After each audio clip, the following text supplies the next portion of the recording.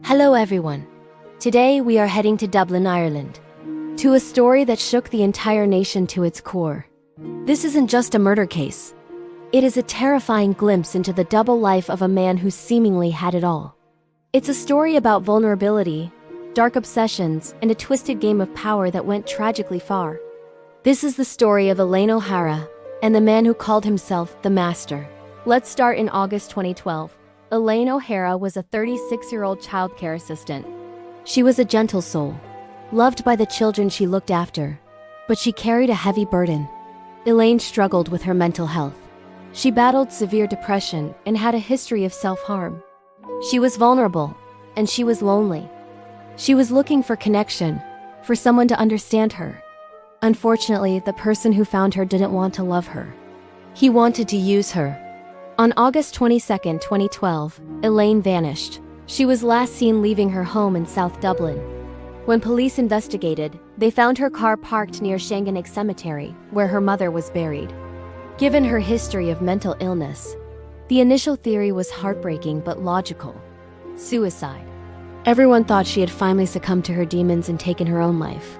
The case went cold.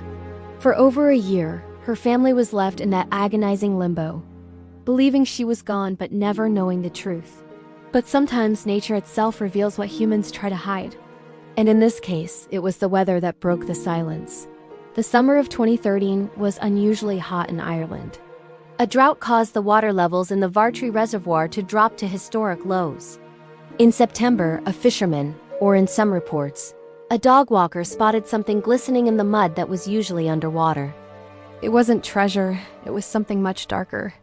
They found a set of keys, handcuffs, bondage gear, and most importantly, 2 mobile phones. Around the same time, miles away in the Dublin mountains, another dog walker made a gruesome discovery in the forestry of Killickey. Skeletal remains. It was Elaine. She hadn't walked into the sea. She had been murdered.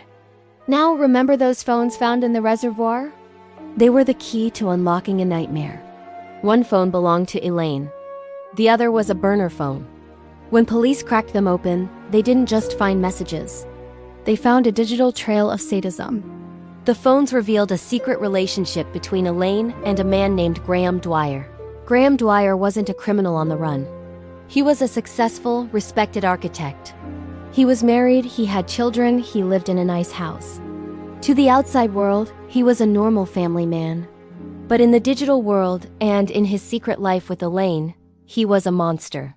The text messages were horrifying. Thousands of them. They showed that Dwyer had groomed Elaine for years.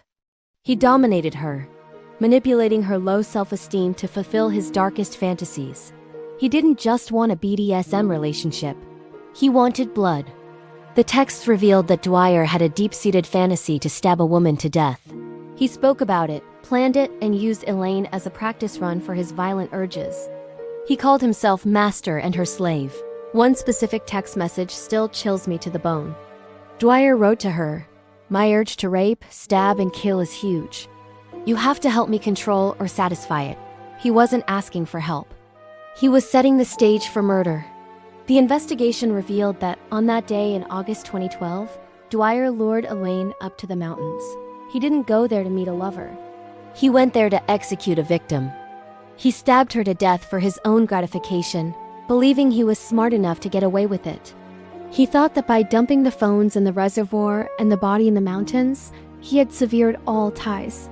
He thought the water would keep his secrets forever. When the case went to trial in 2015, Dwyer's arrogance was on full display. He pleaded not guilty.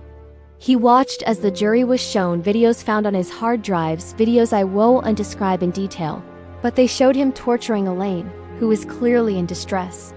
The respectable architect mask completely crumbled. The jury didn't buy his act for a second.